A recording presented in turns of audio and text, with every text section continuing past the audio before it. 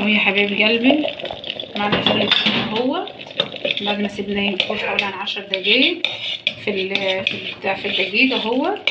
معنا الليمونه بتاعتنا هي زي ما هي مش تقلقي منها خالص، هتشيلها واحنا بنخزن الفول مع بعض اهو. وادي الفول بتاعنا اهوت، وادي الميه بتاعته اهوت. الفول بتاعنا اهو شايفينها عامله ازاي هي. وادي الفول بتاعنا اهو زي اللي بتجيبيه من بره واحسن اهو نفس القوام اهو زي ما احنا شايفين اهوت مع بعض اهو. طبق الفول بتاعنا اهو عليه رشه بسيطه اهي من الزيت اهي، ورشه من الكمون اهو. وده طبق الفول بتاعنا اهو زي اللي انت بتجيبيه احلى، وكلته مستوي وكلته زي الورد اهو. اتمنى ان شاء الله تجربوه، واتمنى الاشتراك في القناه وتفعيل زر الجرس عشان يوصلكوا كل جديد مع اسرار المطبخ معنا. السلام عليكم ورحمه الله وبركاته. ازيكم يا حبايب قلبي، عاملين ايه؟ يا رب دايما تكونوا باحسن صحه واحسن حال. اللهم صل وسلم وبارك على سيدنا محمد. ان شاء الله هنعمل مع بعض النهارده تدميس الفول. طريقه تدميس الفول ان شاء الله هنشوف مع بعض النهارده بطريقه سهله وبسيطه، وان شاء الله هنشوف مع بعض. معانا نص كيلو من الفول، مقدار دي نص كيلو. طبعا بتجيب الكميه اللي انت حباها، وبتجيبي حبايه الفول اللي هي البيضه واللي تلاقيها عريضه، بتجيبيه وبتنقيه كويس، وهنغسله مع بعض اهوت وهنشوف هنعمل ايه. يا حبايب قلب الفول بتاعنا اهوت غسلته 3-4 مرات اهوت عشان لو كان في طينه في اي تراب في اي حاجه تنزل منه، وهنسيبه منقوع. لو انت عينك وجت ممكن تنقعيه من بالليل لغايه الصبح، يعني ممكن تنقعيه 12 ساعه. لو مش عينك وجت ممكن تنقعيه 6 ساعات. انا هنقعته اهوت وهسيبه حوالي 6 ساعات، وهنرجع نشوف هنعمل ايه مع بعض. طبعا اهو يا حبايب قلبي الفول بتاعنا اهو بعد ما غسلناه كويس اهوت ونقعناه 6 ساعات اهو يا حبايب قلبي. اللي شايفين الفول معايا اهوت نفش اهوت وكبر بقى كويس اهوت كده بيسهل معايا في عمليه السوى. هروح على الحنفيه غسله مرتين 3 وهنرجع مع بعض تاني. اهو يا حبايب قلبي الفول بتاعي اهوت بعد ما غسلته اهوت من الميه اللي كان منقوع فيها اهوت.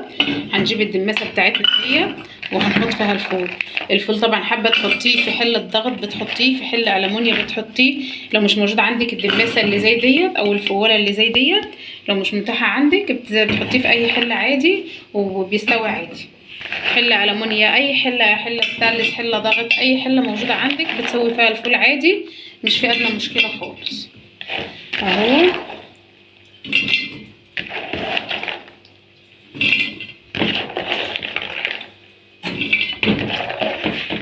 الكميه كلها اهي حسب ما انت بتعملي الكميه اللي تكفيكي. انا معايا دي نص كيلو اهو.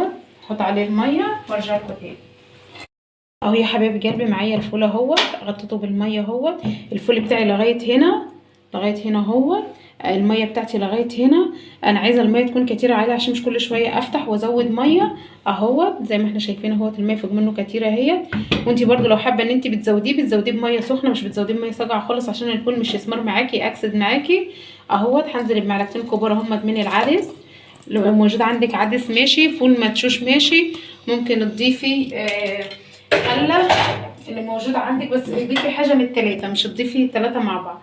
معايا ليمونه اهيت زي ما هي بحالها اهيت هحطها، ومعايا جزره مبشوره اهيت. النص كيلو فول باخد جزرايه واحده مبشوره اهي حبيبي. والسر بقى اللي معايا اللي هيخلي الفول معايا يستوي ويخلي لونه مش يتغير، معلقتين كبار من الخل اهو. بتساعد في عمليه السوى وبتخلي الفول بتاعي طعمه مش يتغير. بتغطي الفول بتاعك اهوت وبتحطيه على نار عاليه وبتسيبيه. لو حاولتي ان انت اول ما يفور معاكي بتروح جايه مهديه النار عليه. بس لو حبيتي ان بصيتي على الفول ولقيتيه عايز ميه بتزوديه ميه مغليه، مش بتزوديه ميه ساقعه خالص عشان الفول مش هيأكسد معاكي. هنشوفه تاني مع بعض اهو يا حبايبي قلبي مع بعض اهوت. الفول اهوت بعد ما سيبناه حوالي 3 ساعات اهو على النار اهوت. هنشوف الفول بتاعنا اهوت عامل زي الكهرمان اهوت معنا اهوت، ومستوي كلها اهو زي الورده اهوت اهو يا حبايبي قلبي. زي ما احنا شايفين اهوت كلها مهر اهوت كلها زي الورده اهوت. ولقيت الفول بتاعتنا اهوت جاي من قدام منا اهوت. طبعا مش هتخافي من الخل، مش بغير طعمه، ولا الليمونه بتديله اي مراره خالص.